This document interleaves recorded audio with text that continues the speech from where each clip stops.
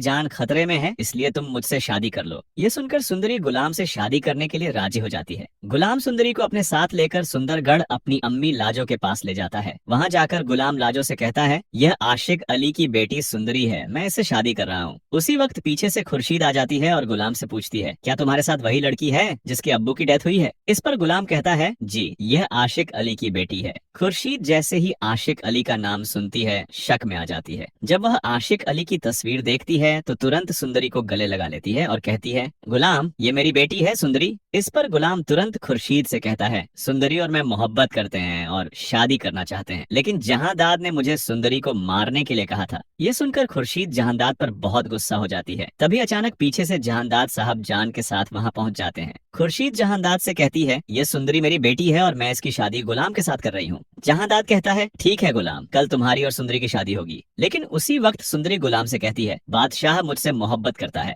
ये सुनते ही गुलाम का दिमाग हिल जाता है। जहांदाद गुलाम से कहता है, तुम्हारी और सुंदरी की शादी की बात बादशाह को किसी हाल में पता नहीं चलनी चाहिए। अगली सुबह गुलाम अपने निकाह की ड्रेसिंग करता है और दूसरी तरफ सुंदरी भी तैयार होकर स्टेज पर आकर बैठ जाती है। गुलाम मौलवी साहब को लेकर सुंदरी के साथ आकर बैठ जाता है। जहांदाद मौलवी साहब से कहता है, गुलाम और सुंदरी का निकाह करवा दो। मौलवी साहब दोनों से एक साथ पूछते हैं, क्या आपको एक दूसरे से निकाह कबूल है? उसी वक्त गुलाम और सुंदरी एक साथ कहते हैं, हमें निकाह कबूल है। इस तरह गुलाम और सुंदरी का निकाह हो जाता है। सभी लोग दोनों को मुबारकबाद देते हैं। तभी अचानक वहाँ बादशाह गुलाम की शादी पर पहुँच जाता है। सुंदरी उसे देखकर डर जाती है। बादशाह गुलाम से पूछता है, ये लड़की कौन है? गुलाम कहता है, ये सुंदरी खुर्शीद की बेटी है और मेरी इससे शादी हो चुकी है। ये सुनकर बादशाह बहुत गुस्से में आ जाता है और गुलाम को बहुत मारता है। सुंदरी बादशाह से कहती है, अगर तुम मुझसे मोहब्बत करते हो तो यहाँ से चले जाओ। ये सुनकर बादशाह वहाँ से चला जाता है। गुलाम मौका देखकर रात को सुंदरी को लेकर सुंदरगढ़ से भाग जाता है और किसी दूसरी सिटी में उसके साथ रहने लगता है। दूसरी तरफ बादशाह बदला लेने के लिए सुंदरी और गुलाम की लोकेशन पता करवा लेता है। अगले दिन वह अपने आदमियों के साथ उनकी लोकेशन पर पहुंच जाता है। बादशाह अपने आदमियों से कहता है, गुलाम को मार दो। उसके आदमी गुलाम को इतना मारते हैं कि वह बेहोश हो जाता है। बादशाह सुंदरी को किडनैप करके कहीं ले जाता है। जब गुलाम को होश आता है तो वह तुरंत सुंदरी को ढूंढता है, लेकिन वह कहीं नहीं मिलती। तभी गुलाम को बादशाह की कॉल आती है। बादशाह कहता है, तुम सुंदरी को डिवोर्स दे दो वरना मैं उसे मार दूंगा। ये सुनकर गुलाम बहुत परेशान हो जाता है। बादशाह गुलाम को सुंदरी की लोकेशन भेजता है और कहता है, तुम यहाँ पहुँच जाओ।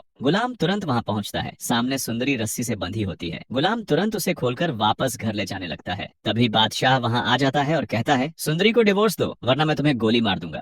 लेकिन जब गुलाम डिवोर्स देने से मना कर देता है तो बादशाह पिस्तौल निकालकर उस पर गोली चला देता है। गोली सीधे गुलाम के बाजू पर लगती है और वह गिरकर बेहोश हो जाता है। ये देखकर बादशाह डरकर वहाँ से भाग जाता है। सुंदरी तुरंत एम्बुलेंस को कॉल करती है और गुलाम को अस्पताल ले जाती है कि मुझे लगता है गुलाम की जिंदगी